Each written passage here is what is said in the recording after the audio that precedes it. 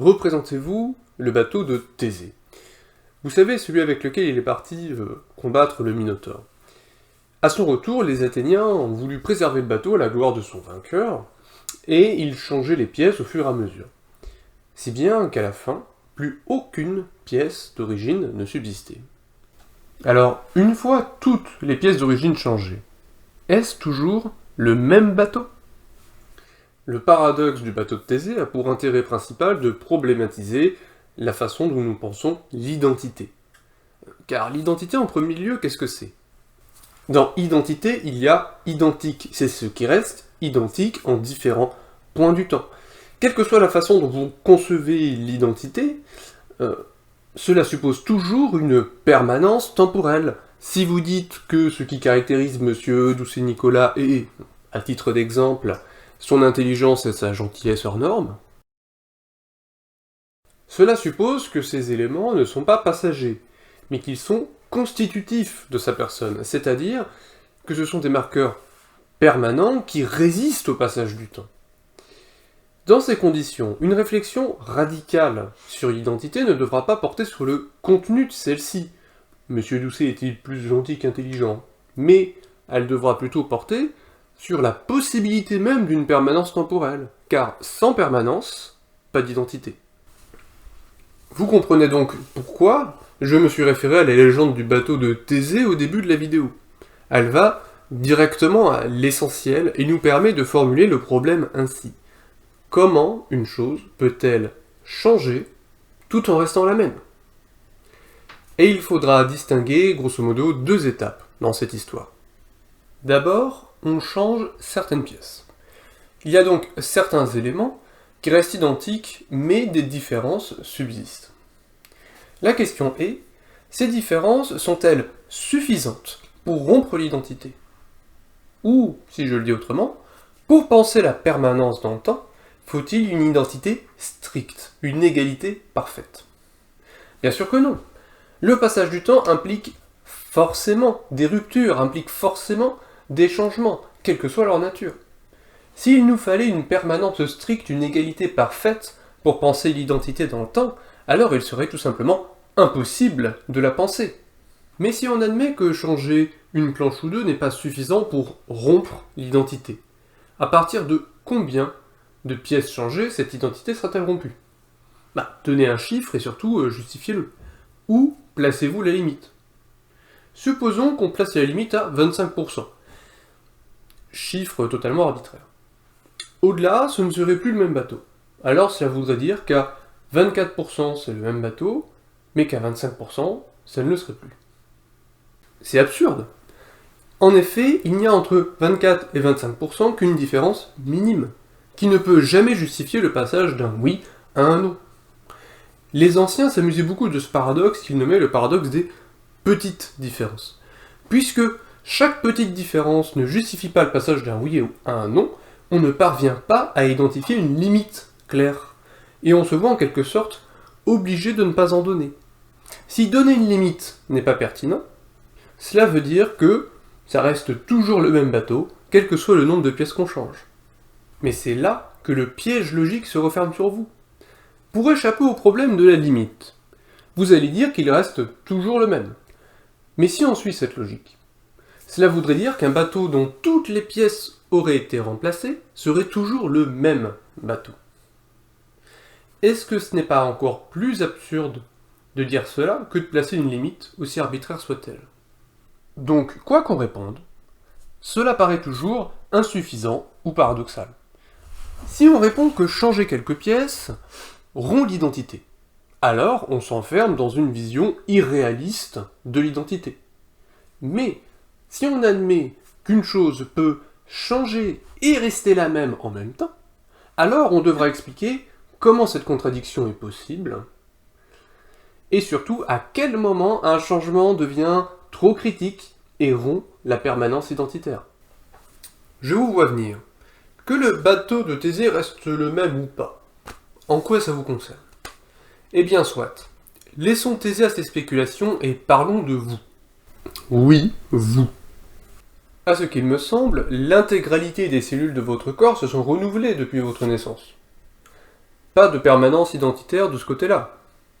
Et quant à vos pensées, vos jugements, votre personnalité dans son ensemble, elle a bien entendu changé du tout au tout entre maintenant et votre plus jeune âge. Donc en quoi vous restez la même personne si tout ce qui vous constitue est en perpétuelle révolution? Et bien entendu, ce qui vaut pour le bateau de Thésée et pour vous, vaut en réalité pour toute chose.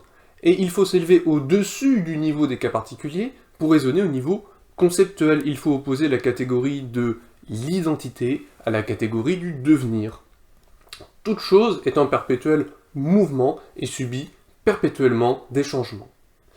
Si on admet cette prédominance du devenir, on a du mal à comprendre comment l'identité est possible. Alors, comment résoudre ce paradoxe?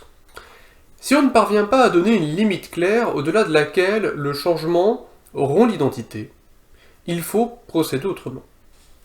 Plutôt que de penser en termes de degrés et de limites, Aristote cherchera à répondre à ce problème en distinguant deux types de réalités, celle qui change et celle qui reste identique à elle-même. Au lieu de nous demander à quel moment le changement rompt l'identité, nous chercherons à trouver un noyau dur qui reste identique à lui-même et qui soit immunisé au devenir. La question posée est donc, qu'est-ce qui, en nous, reste identique? Et qu'est-ce qui, en nous, est sujet au changement? Première piste, il faut distinguer le sujet de ses prédicats. Ce sont les prédicats qui sont changeants, pas le sujet. Lorsque je dis « Pierre est petit, Pierre est blond, Pierre est français », j'ai un seul et même sujet pour une multitude de prédicats. Et Pierre peut devenir grand, ses cheveux peuvent ternir et il peut changer de nationalité. Dans ce cas-là, les prédicats changent, mais le sujet reste toujours le même. Et il ne s'agit pas là que d'une façon de parler. Ce n'est pas une analyse du langage, c'est une analyse de l'être, c'est-à-dire une ontologie. C'est parce que cette distinction reflète la structure de l'être qu'elle se reflète dans le langage. Le sujet n'est pas qu'un moment de la phrase, c'est une entité réelle. D'ailleurs, pourquoi le langage serait-il ainsi constitué si ce n'était pas le cas? Il y a donc une connivence chez Aristote entre l'ontologie et la grammaire. Et toute la difficulté consiste à bien interpréter cette relation. On peut, comme je viens de le faire, présenter la dimension grammaticale comme un reflet secondaire d'une ontologie. Mais on pourrait, à l'inverse, et comme le fera Nietzsche en critiquant Aristote, réduire la distinction sujet-attribut à une distinction purement grammaticale. À ce propos, Nietzsche dit régulièrement que les philosophes sont pris dans les rets du langage, c'est-à-dire qu'ils construisent des théories, ici une ontologie, en s'appuyant sur le fonctionnement trompeur de la langue, dont la structure ne reflète pas celle de la réalité. Alors ce sujet, est-ce une entité vide, purement grammaticale, et en ce sens le problème de l'identité ne serait pas résolu? Ou est-ce quelque chose de plus consistant? Est-ce quelque chose de réel? Pour donner de la consistance à ce sujet, je propose de faire un saut de l'époque antique à l'époque classique et de s'intéresser au concept d'âme. En effet, comment expliquer que nous restions la même personne alors que notre corps, lui, change continuellement? La réponse la plus simple est de supposer que nous ne sommes pas qu'un corps, et donc que quelque chose d'immatériel en nous reste identique à lui-même au cours du temps. Pour échapper à une conclusion absurde, celle qui consisterait à dire qu'à chaque instant nous sommes un nouvel homme, on se voit dans l'obligation de supposer le concept d'âme. Ainsi, bien que son existence ne soit pas, à proprement parler, démontrée, il devient nécessaire de la supposer pour rendre compte du réel de façon cohérente. Aussi surprenant que ça puisse paraître, le concept d'âme ne se réduit pas à une lubie religieuse. On en a eu besoin pour expliquer le réel. C'est une nécessité théorique. Et ainsi se trouve rationnellement fondé un concept dont on croit usuellement qu'il se réduit à la simple croyance. Si l'âme est un bon candidat, c'est parce qu'étant immatérielle, elle est immunisée au devenir. Si le corps meurt, c'est parce que tout ce qui est matériel est sujet au dépérissement. Si le corps change, c'est parce que tout ce qui est matériel est constamment pris dans des interactions. L'immatérialité de l'âme lui permet de rester pure, identique à elle-même dans le temps. C'est d'ailleurs pour cela que non seulement l'âme est garante de la permanence identitaire, mais elle est aussi immortelle par voie de définition. Ah, mais je vous vois venir. Vous vous dites, comment ça l'âme reste identique à elle-même? N'avions-nous pas dit que nos pensées et que notre personnalité changent évidemment au cours du temps? Ne faudrait-il donc pas dire que l'âme grandit et change au même titre que le corps? Alors, sachez pour votre gouverne que c'est effectivement la même âme qui est chez l'enfant et chez le vieillard. Comment dire les choses simplement? Eh bien, supposons que vous soyez un musicien de talent et que vous jouez, disons, du pipeau. Dans votre maîtrise du pipeau, vous êtes constant, vous ne vous améliorez pas, vous ne régressez pas. Mais votre instrument, lui, change avec le temps, disons qu'il se détériore. Bien que votre talent reste le même. Il y aura des différences dans le son produit, dans la qualité de la musique. Donc le son produit change, même si le talent reste identique, parce que votre talent dépend évidemment de l'état de l'instrument pour s'exprimer. Eh bien, pour l'âme et le corps, c'est la même chose. L'âme reste identique à elle-même, mais elle s'exprime par le biais d'un corps qui, lui, change. Le corps est le pipeau de l'âme. S'il change, la musique change, bien que le musicien, ici l'âme, reste le même. Résumons-nous. La démarche consiste à distinguer deux niveaux de réalité, un qui reste stable et l'autre qui est en changement. Cette distinction est nécessaire pour expliquer que nous restons le même, malgré le devenir perpétuel. En ce sens, nous distinguerons le corps qui est changeant et l'âme qui reste identique à elle-même. Et il a été nécessaire de faire beaucoup de pirouettes conceptuelles pour expliquer comment l'âme peut rester la même alors que les pensées sont changeantes. Mais une pareille conception a ses limites. On pourrait en effet rétorquer qu'une telle identification du moi à l'âme fait encore de l'identité personnelle quelque chose de creux et d'abstrait, de trop impersonnel justement. Et c'est ce que va nous souffler Pascal. Mais celui qui aime quelqu'un à cause de sa beauté, l'aime-t-il? Non, car la petite vérole qui tuera la beauté sans tuer la personne fera qu'il ne l'aimera plus. Et si on m'aime pour mon jugement, pour ma mémoire, m'aime-t-on, moi? Non, car je puis perdre ses qualités sans me perdre moi-même. Où est donc ce moi s'il n'est ni dans le corps, ni dans l'âme? Et comment aimer le corps ou l'âme, sinon pour ses qualités, qui ne sont point ce qui fait le moi, puisqu'elles sont périssables? Car aimerait-on la substance de l'âme d'une personne abstraitement, et quelques qualités qui y fussent? Cela ne se peut et serait injuste. On n'aime donc jamais personne, mais seulement des qualités. Qu'est-ce que c'est que ce moi qui n'est ni jeune, ni vieux, ni grand, ni petit, ni intelligent, ni idiot, etc. N'est-ce pas une coquille vide que nous venons de nous donner en guise d'identité personnelle? Voilà qui est paradoxal, car notre identité personnelle devrait nous définir en propre être unique. Or, le sujet étant par définition distinct de ses prédicats, de ses attributs, il ne peut qu'être en lui-même quelque chose de neutre, de blanc, quelque chose d'indéfini et justement d'impropre. Au fond, Pascal ne remet pas en question que le moi repose dans cette substance stable et identique.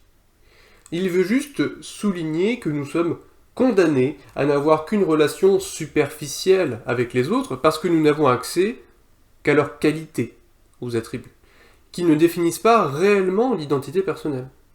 Notre moi nous est à jamais caché. Nous ne connaissons jamais que les attributs. Ce problème ne concerne pas uniquement notre rapport à autrui. Mais bien entendu, il concerne également notre rapport à nous-mêmes. À la question « qu'est-ce que je suis ?», je suis toujours amené à répondre en listant des prédicats, qui sont pourtant destinés à changer. La réponse « je suis une âme, je suis un sujet » est une réponse terriblement creuse, parce que dès qu'on veut préciser ce qu'est cette âme, ce qu'est ce sujet, on se retrouve à lui accoler des prédicats changeants, et qui ne définissent donc pas l'identité personnelle.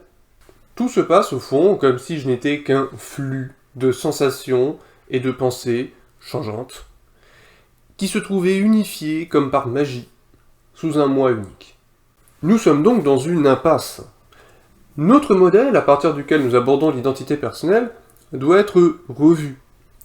Cette solution, qui distingue sujet et attribut, nous condamne à une conception vide du moi. Il faut partir du constat de Pascal.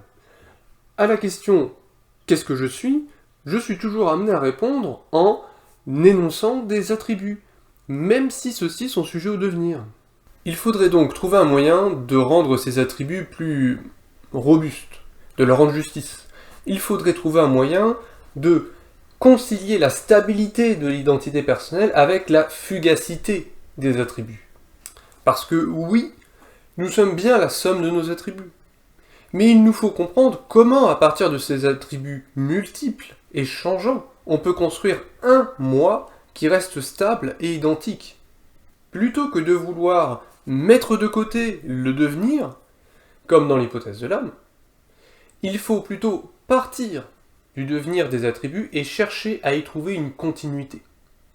La solution est la suivante. C'est grâce au concept de conscience que nous pouvons réaliser un pareil tour de force.